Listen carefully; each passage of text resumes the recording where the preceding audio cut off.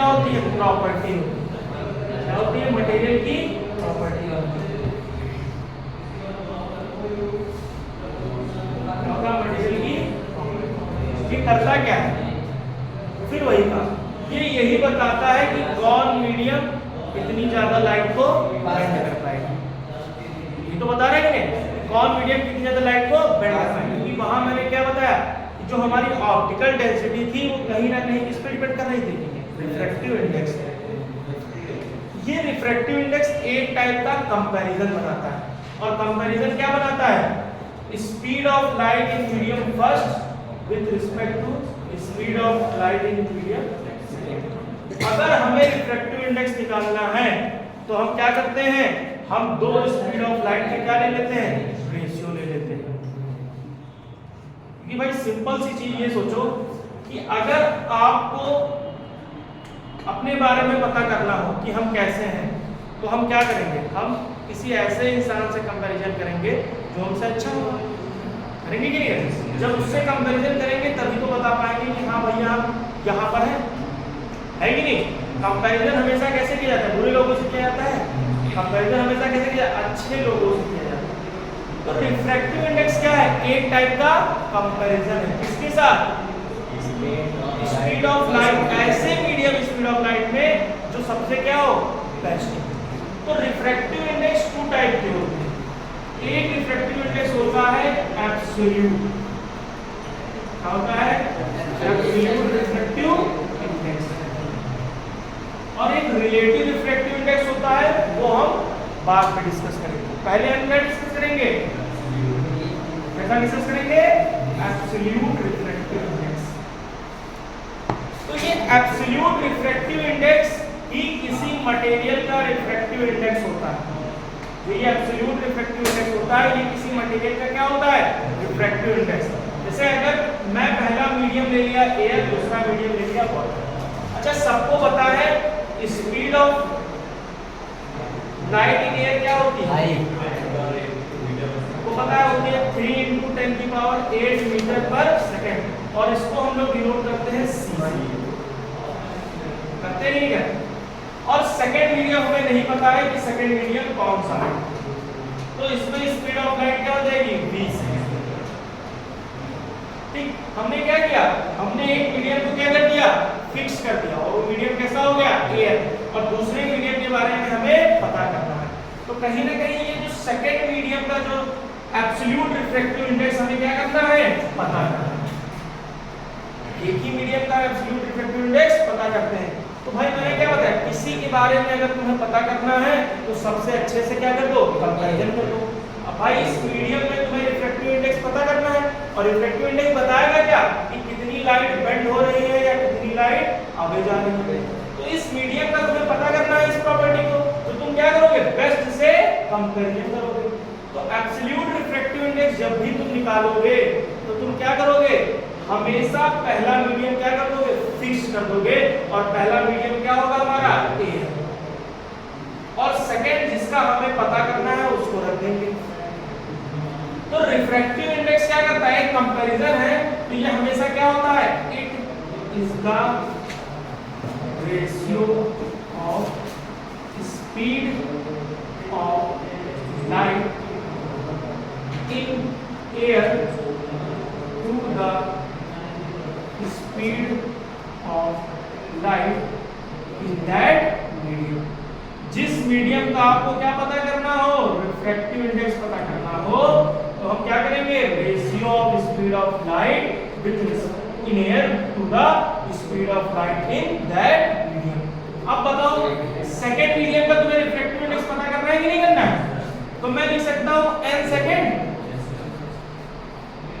और पहला मीडियम क्या है? c फिक्स्ड है, एयर है, जो कि एयर के मीडियम को हम a से डिनोट करते हैं, है कि नहीं? मैंने क्या लिखा था अभी? n21। इसका मतलब क्या था? Refractive index of second medium with respect to first. तो यहाँ यही तो है, refractive index of second medium with respect to first, है कि नहीं? और a फिक्स्ड है। a क्या है? फिक्स्ड रहेगा। एब्सोल्यूट रिफ्रैक्टिव इंडेक्स a हमेशा क्या रहेगा? फिक्स्ड रहेगा। इसलिए इसे हम लोग क्या इग्नोर कर देते हैं। क्या कर देते हैं? इग्नोर कर देते हैं। और तो जो सेकंड लीनियर जो होती है c upon speed of light in that medium, जो क्या हमने मानी है 20 सेकंड। ऐसे अगर हमें वाटर का रिफ्रैक्टिव इंडेक्स पता करना है तो हम क्या लिख देंगे c अपॉन v समझ में आया कि नहीं? क्या हो जाएगा, अगर हमें वाटर का रिफ्रैक्टिव इंडेक्स पता करना है तो हम क्या करेंगे speed of light in air to the speed of light in water. ऐसे अगर हमें किसका पता करना हो, किसी ग्लास का पता करना हो तो क्या हो जाएगा speed of light in air to the speed of light in the glass, और उसके मीडियम का हमें क्या पता चल जाएगा रिफ्रैक्टिव इंडेक्स। और रिफ्रैक्टिव इंडेक्स बताएगा क्या कि कौन लाइट कितनी बेंड कर रहा है। अब खुद सोचो अगर इस मीडियम का रिफ्रैक्टिव इंडेक्स एयर से ज्यादा आ गया, खुद सोचो अगर इस मीडियम का रिफ्रैक्टिव इंडेक्स क्या आ गया एयर से ज्यादा आ गया, क्या आ गया एयर से ज्यादा आ गया, तो बताओ ये ऑप्टिकली डेंसर होगा या रेयर होगा? ऑप्टिकली क्या होगा डेंसर होगा। सोचो इधर ये फॉर्मूला क्या बता रहा है, C हमारा हमेशा क्या होता है कांस्टेंट होता है, तो मैंने आपको क्या बताया था तब ये क्या हो जाएंगे इनवर्सली प्रोपोर्शनल हो जाएंगे कि नहीं हो जाएंगे? अरे फॉर्मूला देखो अगर ये C कांस्टेंट हो गया तो ये दोनों कैसे हैं इनवर्सली प्रोपोर्शनल हैं। तो जिस मीडियम में स्पीड ऑफ लाइट क्या होगी ज्यादा होगी उसका रिफ्रैक्टिव इंडेक्स क्या होगा कम होगा, और जिसमें स्पीड ऑफ लाइट कम होगी उसका रिफ्रैक्टिव इंडेक्स ज्यादा होगा, because n is inversely proportional to v। तो हम क्या कहते हैं, हम लोग ने कहा था रेयर मीडियम में स्पीड ऑफ लाइट क्या थी हाई थी, तो रिफ्रैक्टिव इंडेक्स उसमें क्या होगा लो होगा, और डेंसर मीडियम में स्पीड क्या थी लो थी, तो रिफ्रैक्टिव इंडेक्स क्या होगा हाई। अब एक चीज तुम लोग खुद बताओ, अगर मैं क्वेश्चन पूछ लूं कि what is the absolute refractive index of air, मैं क्वेश्चन पूछूं एब्सोल्यूट रिफ्रैक्टिव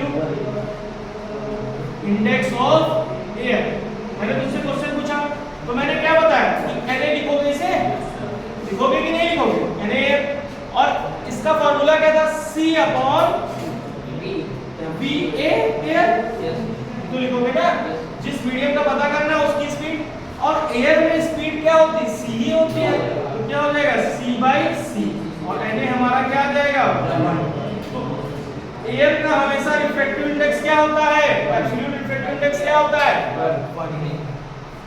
आया समझ में कि क्वेश्चन आ सकता है why the refractive index of air is 1, तो ये फार्मूला लिख सकते हो नहीं,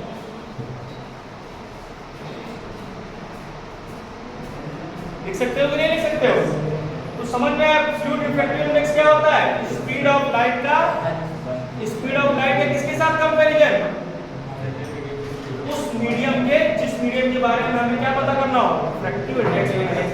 अब समझ में आया एयर का रिफ्रैक्टिव इंडेक्स क्या है 1 है, मतलब सबसे मैक्सिमम वैल्यू क्या है 1 कि नहीं, इसके अगर ऊपर जाओगे मतलब रिफ्रैक्टिव इंडेक्स क्या है हाई है, और जिसका रिफ्रैक्टिव इंडेक्स हाई होता है वो कौन सा मीडियम होता है डेंसर मीडियम, मतलब अगर किसी का रिफ्रैक्टिव इंडेक्स ग्रेटर देन 1 है तो वो कौन सा मीडियम हो गया डेंसर, और डेंसर मीडियम मतलब सेकंड मीडियम कैसा हो गया हमारा डेंसर मीडियम, और डेंसर मीडियम में लाइट हमेशा क्या आती है नॉर्मल से दूर चली जाती है, ये आती है कि नहीं चली जाती, नॉर्मल की तरफ आ जाती है, नॉर्मल की तरफ आ जाती है, अरे रेयर से डेंसर में जाओगे तो नॉर्मल की तरफ लाइट आती है, डेंसर से रेयर, और जिसका रिफ्रैक्टिव इंडेक्स 1 से कम होगा वो कैसा मीडियम स्पीड क्या हो जाएगी उसका रिफ्रैक्टिव इंडेक्स क्या हो जाएगा लो हो जाएगा, और वो मीडियम कैसा होगा रेयर। तो किसी का रिफ्रैक्टिव इंडेक्स अगर लिखा है Na = 0.5 तो ये कैसा मीडियम है रेयर, और Na लिखा है अगर 1.2 तो ये कैसा मीडियम है, आया सबको समझ में? तो किसी भी मीडियम का हमें रिफ्रैक्टिव इंडेक्स पता करना हो तो हम लोग क्या निकालते हैं एब्सोल्यूट रिफ्रैक्टिव इंडेक्स, और उसमें क्या करते हैं पहला मीडियम क्या कर देते हैं फिक्स कर देते हैं, उसे क्या कर देते हैं ठीक। अब जो दूसरा है वो है रिलेटिव रिफ्रैक्टिव इंडेक्स, दूसरा टॉपिक क्या है रिलेटिव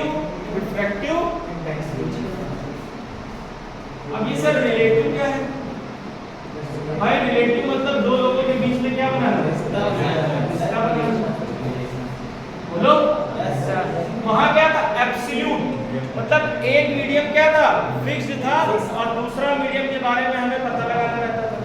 अब यहाँ क्या है, यहाँ दोनों मीडियम पता ही नहीं कौन सा, तो इसलिए इसका नाम दे दिया मैंने मीडियम फर्स्ट और इसका नाम दे दिया मीडियम सेकेंड। हम दे दिया कि नहीं दे दिया? अब ये बताओ, यहाँ स्पीड ऑफ लाइट v1 होगी और यहाँ स्पीड ऑफ लाइट क्या होगी, होगी कि नहीं होगी? और इस मीडियम का रिफ्रैक्टिव इंडेक्स क्या होगा, n1 होगा, और इस मीडियम का रिफ्रैक्टिव इंडेक्स क्या होगा, n2 होगा। तो रिलेटिव रिफ्रैक्टिव इंडेक्स क्या होगा, इन दोनों का क्या लेना, रिलेशन। अब हम रिलेशन दो तरीके से ले सकते हैं। देखो, एक मामा है और एक भांजा है, ठीक? तो अगर मामा की तरफ खड़े होकर देखो, मतलब भांजे की तरफ खड़े होकर देखोगे तो क्या कहेगा, वो मेरा मामा है, एक रिश्ता हो गया। लेकिन अगर मामा की तरफ खड़े होकर देखोगे तो वो क्या कहेगा, ये मेरा भांजा है। रिश्ता एक ही है बट कहने के दो तरीके हैं। वैसे किसी दो चीजों के बीच में रिलेशन फाइंड करने के दो तरीके हैं। तो पहला क्या हो सकता है, पहला हो सकता है refractive index of second medium with respect to first, with respect to first. आया सबको समझ में कि नहीं है? पहला रिलेशन क्या बन सकता है, refractive index of second medium with respect to first. Refractive index को डिनोट कैसे करते हैं, n से, और मैंने क्या बताया था, जो सेकंड वाला है उसको यहां लिखेंगे और फर्स्ट वाला ऐसे ही लिख देंगे n2। इसका मतलब क्या है, refractive index of second with respect to first. x with respect to y ऐसे ही तो लिखते थे, ऐसे ही तो लिखते थे, x with respect to y। तो यहाँ क्या लिखोगे, n2 अपॉन n1 ही तो लिखोगे, लिखोगे कि नहीं लिखोगे, लिखोगे। और n2 का फार्मूला वहां बना लो। अरे भाई n2 यहाँ क्या आएगा, absolute refractive index of second medium, जो आएगा c upon v2।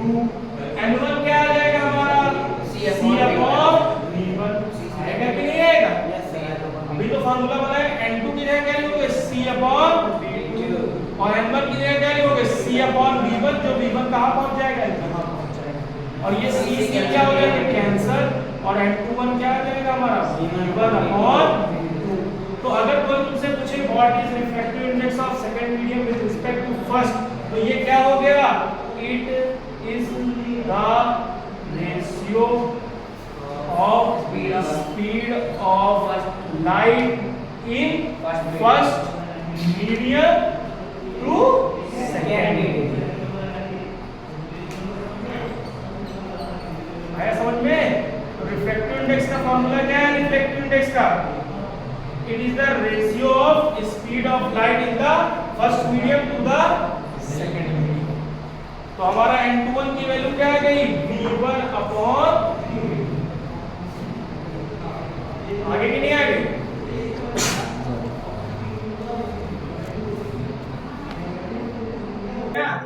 Refractive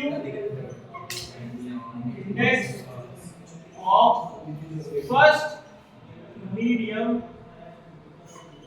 with respect to second medium।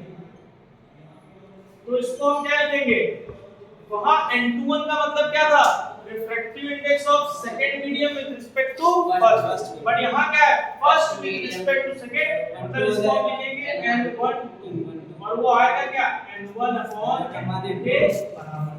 और n1 का फार्मूला क्या होता है, c अपॉन v1, और n2 का c अपॉन v2, और ये कैंसिल हो जाएगा तो क्या आ जाएगा, v2 अपॉन v1।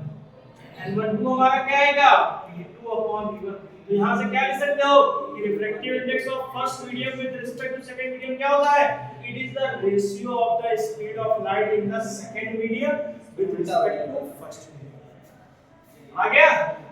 अब खुद दिमाग लगाओ, अगर हम n12 को n21 से मल्टीप्लाई करा दें तो n12 हमारा क्या है, v1 अपॉन v2, और n21 क्या है हमारा, n12 क्या है, v2 अपॉन v1। भाई ये कैंसिल, ये कैंसिल, ये कैंसिल, ये कैंसिल, मतलब हुआ क्या कि n12 का मल्टीप्लाई अगर हम n21 का कराएं तो क्या आ जाए, 1 भाई अगर x और y 1 है तो y is equal to 1 upon x। लिख सकते हो कि नहीं लिख सकते हो? तो भाई n12 हमारा होता क्या है 1 अपॉन n2। मतलब अगर कहीं first with respect to second दिया है तो उसका हम क्या ले ले 1 अपॉन कर दे, रेसिप्रोकल कर दे, तो हमारा second with respect to first आ जाएगा। आया समझ में? अब हम कहां पहुंच जाएंगे? वही स्नेल्स लॉ पे पहुंच जाएंगे। कहां पहुंच जाएंगे? Snell's law. और स्नेल्स लॉ में क्या हो जाएगा? sin i by sin r किसके बराबर होता है?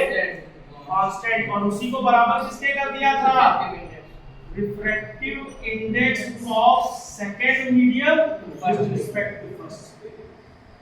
अब यहां तीन फॉर्मूले बनेंगे। पहला क्या बनेगा? sin angle i upon sin angle r जो होगा वो होगा n2 अपॉन n1। ये बनेगा पहला न्यूमेरिकल लगाने का फॉर्मूला। ये स्नेल लॉ नहीं को बताया। दूसरा क्या बनेगा? sin angle i upon sin angle r जो होगा v1 अपॉन v2। बोलो होगा कि नहीं होगा? और तीसरा क्या है? हमें पता है कि sin angle r upon sin angle r क्या है? n21। और हमें एक तो पता है कि n12 को हम क्या लिखते हैं 1 अपॉन n21। क्या n21 की जगह हम क्या लिख सकते हैं 1 अपॉन n12। तो यहां हम लिख सकते हैं 1 अपॉन n12। किसी को दिक्कत? ये n12 इधर शिफ्ट कर दो, ये इधर शिफ्ट कर दो, तो क्या हो जाएगा n12 is equal to sin r upon sin formula बन गया कि नहीं बन गया? तो ये तीनों फॉर्मूले पे हमें क्या लगाने होंगे? जो एग्जाम्स में आएंगे। तो रिफ्रैक्टिव इंडेक्स का टॉपिक हमारा यहाँ पे कंप्लीट हुआ। अभी ये कंप्लीट क्यों नहीं हुआ? कि हम लोग ने पढ़ा क्या है? जब तक हम इस पे न्यूमेरिकल नहीं लगाएंगे हमें ये चीज क्लियर नहीं। तो कल हम इस क्लास में क्या लगाएंगे इस टॉपिक पे? तो ये फॉर्मूला तीनों आपको लर्न होने चाहिए। और रिलेटिव रिफ्रैक्टिव इंडेक्स क्या होता है, एब्सोल्यूट क्या होता है वो लर्न होना चाहिए। और एयर का रिफ्रैक्टिव इंडेक्स क्या होता है 1। कैसे होता है इसको भी पता होना चाहिए। इससे फॉर्मूला sin r की वैल्यू निकाल सकते हैं। क्यों नहीं निकाल सकते? अभी क्वेश्चन आएगा बोलेगा नहीं।